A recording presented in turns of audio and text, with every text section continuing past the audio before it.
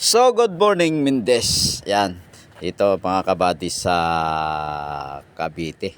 So, ito nga mga kabady, napadaan ng inyong kabady dito sa kabady namin na farm.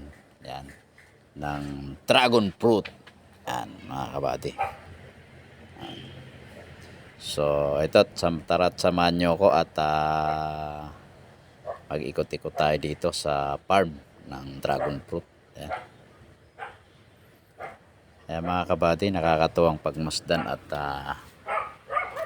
marami pala siyang mamunga mga kabady. Oh. Napakaganda. Oh. Yan. Oh.